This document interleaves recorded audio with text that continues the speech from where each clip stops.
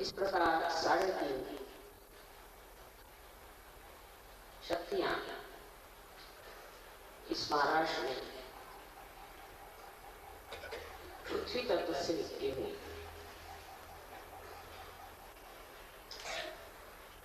और यहीं पे श्री चक्र भी विराजता है।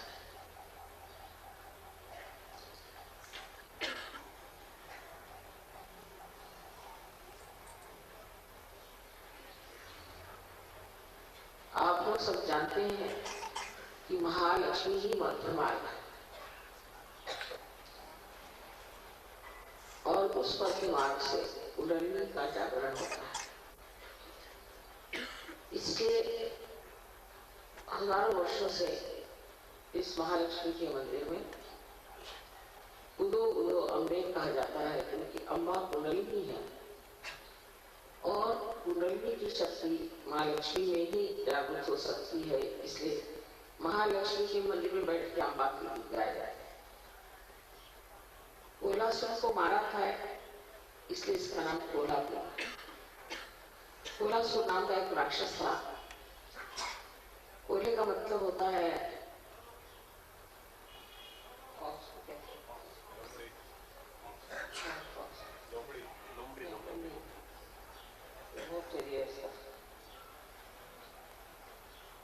को क्या कहते हैं?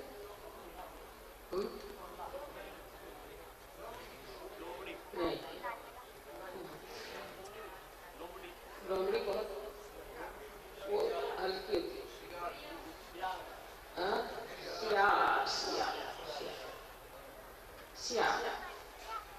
सियार के रूप में वो आया है, मतलब उसकी शक्ल सियार के जैसे।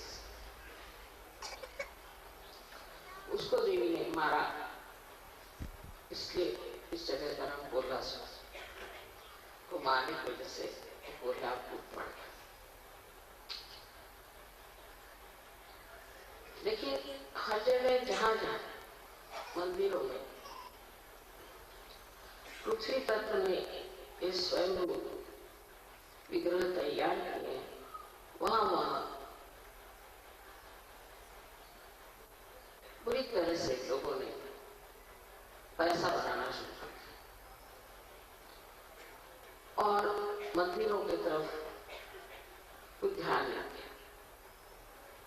मंदिरों की हालत बहुत खराब, लोग अपना पैसा बनाते हैं। इसलिए कभी कभी लगता है कि इन मंदिरों में चैतन्य दब सा जाएगा। अब आप लोग आए हैं, हो सकता है कि फिर से महालक्ष्मी की शक्ति इन मंदिरों में जागृत हो जाए।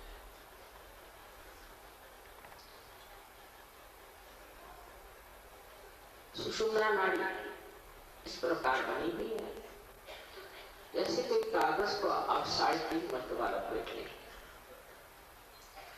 उसकी जो सबसे सूक्ष्म बीच की नाड़ी है उसे आप ब्रह्म नाड़ी कहते हैं। उसी नाड़ी से पहले कुंडलिनी को जगाया जाता है और जब कुंडलिनी इस नाड़ी से, ब्रह्म नाड़ी से बिल्कुल सूक्ष्म नाड़ी है, एक बाल के बराबर भी उठ जाए तो वो ब्रह्मरंध्र को छेद सकती और ब्रह्मरंध्र को छेदने से आत्म साक्षात्कार की शुरुआत हो सकती। ऐसे मध्य मार्ग वो इतने विशेष रूप का बना हुआ है कि कितनी भी आपने उसमें बाधाएं डाली है तो भी वो कुंडलिनी के जागरण के बाद धीरे धीरे प्रशस्त हो सकता है।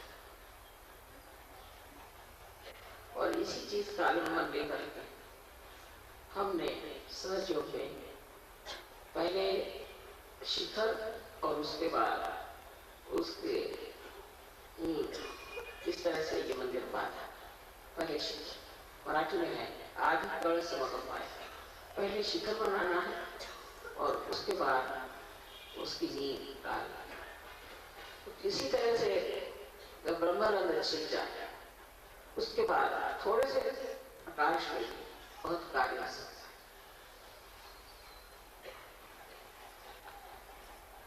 सो आज हम लोग महालक्ष्मी की पूजा करने वाले हैं.